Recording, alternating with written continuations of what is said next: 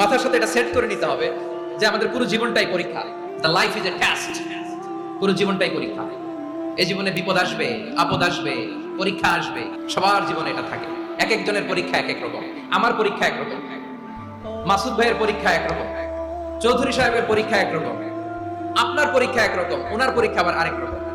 পুরো পৃথিবীটাই পরীক্ষা ক্ষেত্র, সবাই পরীক্ষা দিচ্ছে, কিন্তু কারো পরীক্ষা প্রশ্নের সাথে কারোটার মিল নাই। সুবহানাল্লাহ পড়বেন না? পুরোটাই পরীক্ষা ক্ষেত্র, সবাই পরীক্ষার্থী, কিন্তু প্রশ্নপত্র একটার সাথে আরেকটা মিলে না। One doesn't match the other. একজনেরটার সাথে আরেকজনেরটা মিলে না। কাউকে আল্লাহ তাআলা ধনী বানিয়ে পরীক্ষা করেন, আবার কাউকে আল্লাহ তাআলা গরিব বানিয়ে পরীক্ষা করেন, কাউকে আল্লাহ অসুস্থ বানিয়ে পরীক্ষা করেন। কেউ দেখবেন যে দুরারোগ্য ব্যাধিতে আক্রান্ত, ডাক্তার বলেছে আর সময় নাই, দুরারোগ্য ব্যাধি, ক্যান্সার, যার নেই কোনো অ্যান্সার, তার জন্য পরীক্ষা হচ্ছে এই রোগ। আরেক লোক দেখবেন তার আবার রোগ বালাই নেই, মাশাআল্লাহ, তাকে আল্লাহ তাআলা আর্থিক দৈন্যতা, দারিদ্রতা দিয়ে পরীক্ষা করছেন। এরকম আছে না নাই? টাকা পয়সা নাই, দিন আনে দিন খায়, যা আছে তাতে চলে না, এটা তার জন্য পরীক্ষা। আবার আরেক শ্রেণীর লোক দেখবেন তাকে আল্লাহ অসুস্থতাও দেয় নাই, দারিদ্রতাও দেয় নাই, তার দাম্পত্য জীবনের সমস্যা, স্ত্রী কথা শোনে না, অথবা ছেলে মেয়ে কথা শোনে না। তাহলে পরীক্ষা সবার জীবনে আছে, এক একজনের পরীক্ষাটা এক এক রকম। আল্লাহ তাআলা দেখতে চায় যে এই পরীক্ষার সময় আমরা কিরকম রেসপন্স করি, how to deal with the test, কিভাবে এই বিপদ আপদ পরীক্ষাগুলোকে আমরা হ্যান্ডেল করব, ডিল করব। এটা হচ্ছে আজকের আলোচনার বিষয় আমার প্রিয় ভাইরা। তাহলে পরীক্ষাময় আমাদের জীবন, বিপদ আপদ পরীক্ষা, এটা মানুষের পিছু ছাড়ে না, সবার জীবনে পরীক্ষা আছে। নবীদের জীবনেও পরীক্ষা ছিল। সাহাবারা জিজ্ঞেস করেছেন, ইয়া রাসূলুল্লাহ আইয়ুন নাসি আশাদ্দু বালাআন ফিদ দুনিয়া, এই দুনিয়ার বুকে কাদের পরীক্ষা সবচেয়ে বেশি? বিশ্বনবী বলেছেন আল আম্বিয়া। এই পৃথিবীতে সবচেয়ে বেশি পরীক্ষা আল্লাহ তাআলা নিয়ে থাকেন নবীদের। কাদের? নবীদের। সুম্মাল আমসাল ফাল আমসাল, এরপরে নবীদের পরের স্তরে যারা, তাদের পরীক্ষা। এরপরে তাদের পরের স্তরে যারা, তাদের পরীক্ষা। সিদ্দিকীনদের, শুহাদাদের, সলিহিনদের, আল্লাহওয়ালাদের। যার ঈমান যত মজবুত, তার জীবনে পরীক্ষাও তত বেশি। চিল্লায় বলেন ঠিক কিনা? তাহলে মুমিনরা, বিশ্বাসীরা, আমরা কি পরীক্ষা বিপদ আপদে ভয় পাই? না, মুমিনরা বিপদে ভয় পায় না, তারা হতাশ হয় না, সুবহানাল্লাহ, তারা নিরাশ হয় না। বিশ্বাসীরা হাল ছেড়ে দেয় না, তারা ভরসা রাখে একজনের উপর। চিল্লায় বলতে হবে তিনি কে?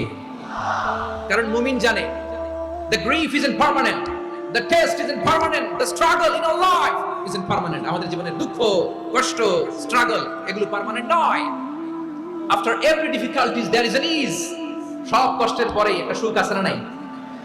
রব্বুল আলামিন বলেন ফা ইন্না মাআল উসরি ইউসরা, ইন্না মাআল উসরি ইউসরা, ভয় পেও না, চিন্তা করো না, কষ্টের সাথেই আমি রেখে দিয়েছি স্বস্তি। সুবহানাল্লাহ বলেন। মুমিন জীবনে বিপদ যত বেশি, কষ্ট যত বেশি, তার সামনে সফলতা তার চেয়েও বেশি। কারণ বিশ্বাসীরা জানে রাত্রি যত গভীর হয়, সুবহে সাদিকের সময় তত আগাতে থাকে। গর্ভবতী নারীর পেটের ব্যথা যত বাড়তে থাকে, ঘরে নতুন মেহমান আগমনের সময় ঘনাতে থাকে। মুমিনদের উপর বিপদ, অত্যাচার, আপদ, পরীক্ষা যত বাড়তে থাকে, কালেমার পতাকা উড্ডয়নের সময় কাছে আসতে থাকে। বিশ্বাসীদের এগুলো হিসাব মেলানো অনেক আগে, এগুলো অনেক আগে হিসাব মেলানো। দুঃখের আধার শেষে সুখের আলো মিটি মিটি হাসে। চিল্লায় বলেন ঠিক কিনা? দুঃখের আধার শেষে আলোর প্রভাত হাসে, হতাশার কালো মেঘে যায় গো ভেসে, হতাশার কালো মেঘে যায় গো ভেসে। দুঃখের আধার শেষে আলোর প্রভাত হাসে, হতাশার কালো মেঘে যায় গো ভেসে, হতাশার কালো মেঘে যায় গো ভেসে। কোরআনের পাতায় পাতায় দেখো ঈমানের পথ ঢাকা ব্যথার কাটায়। কোরআনের পাতায় পাতায় দেখো ঈমানের পথ ঢাকা ব্যথার কাটায়। ভেঙে পড়ো না কভু হতাশ হয়ে, ভেঙে পড়ো না কভু হতাশ হয়ে, জ্বলে পুড়ে খাঁটি সোনা হগো শেষে, জ্বলে পুড়ে খাঁটি সোনা হগো শেষে। দুঃখের আধার শেষে আলোর প্রভাত হাসে, হতাশার কালো মেঘে যায় গো ভেসে, হতাশার কালো মেঘে যায় গো ভেসে। পরীক্ষা যত বেশি, কষ্ট যত বেশি, সুখের সময় তত কাছাকাছি। চিল্লায় বলতে হবে ঠিক কিনা? এজন্য মুমিন জীবনে পরীক্ষা বেশি, মুমিনদের হতাশা নাই। মুমিনরা নিরাশ হয় না, হতাশ হয় কাফিররা। মুমিনরা কখনো হাল ছেড়ে দেয় না, মুমিনরা ভরসা রাখে একজনের উপর, তিনি কে?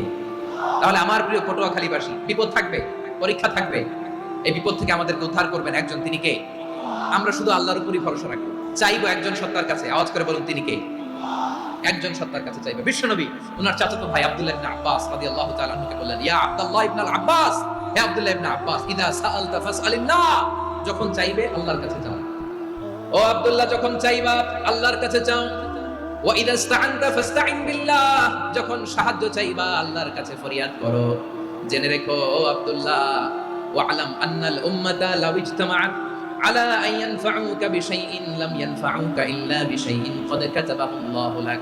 ও আব্দুল্লাহ, জেনে রেখো, মনে রেখো, গোটা বিশ্বের সবাই মিলে যদি তোমার উপকার করতে চায় ততটুকুই তারা করতে পারবে যতটুকু আল্লাহ তোমার নসিবে সেটা লিখে রেখেছে। ঠিক কিনা বলেন?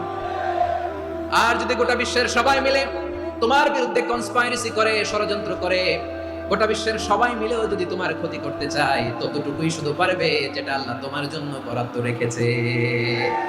যতটুকু আল্লাহ তাআলা তোমার জন্য বরাদ্দ রেখেছে ততটুকুই ক্ষতি করতে পারবে, আর এক চুল বেশিও করতে পারবে না, কমও করতে পারবে না। চিল্লায় বলেন ঠিক কিনা? এজন্য আমরা চাইবো কার কাছে? সব সময় আমরা আল্লাহর কাছে চাইবো, বিপদে আপদে, সুখে দুঃখে, সচ্ছল অবস্থায় অসচ্ছল অবস্থায়, পরাজয়ের সময় বিজয়ের সময়, সব সময় আমরা ভরসা রাখবো কার উপর? সবাই বলুন। একদল লোক আছে যারা বিপদে পড়লে আল্লাহরে ডাকে, বিপদ আসলে আল্লাহরে ডাকে, বিপদ নাই আল্লাহ নাই। বিপদে পড়লে নামাজ পড়ে, বিপদও নাই নামাজও নাই। বিপদে পড়লে জিকির করে, বিপদ যখন চলে যায় ওদের জিকিরও বন্ধ হয়ে যায়। এরকম আছে না নাই? কিছু লোক দেখবেন পরীক্ষা আসলে নামাজ পড়ে, দেখবেন পরীক্ষার সময় নামাজ পড়ে, পরীক্ষাও নাই নামাজও আছে। এরকম কিছু লোক আছে অসুস্থ হলে আল্লাহরে বড্ড ভালোবাসে, আল্লাহরে খুব ডাকে। অসুস্থ হইলে অসুস্থতাও নাই, আল্লাহ স্মরণও নাই। দেখবেন কিছু লোক নির্বাচন আসলে খুব আল্লাহওয়ালা হয়ে যায়, তখন দেখবেন মাথার মধ্যে হেজাব লাগায়, পাঞ্জাবি লাগায়, আল্লাহওয়ালা হয়ে যায়। নির্বাচনও নাই, এরপরে আল্লাহর কথাও নাই। আছে না নাই? না, এরকম হওয়া যাবে না। সব সময় আমরা আল্লাহরে ডাকবো, বিপদে আপদে সব সময় ভরসা রাখবো আমরা একজনের উপর। আওয়াজ করে বলেন, তিনি কে?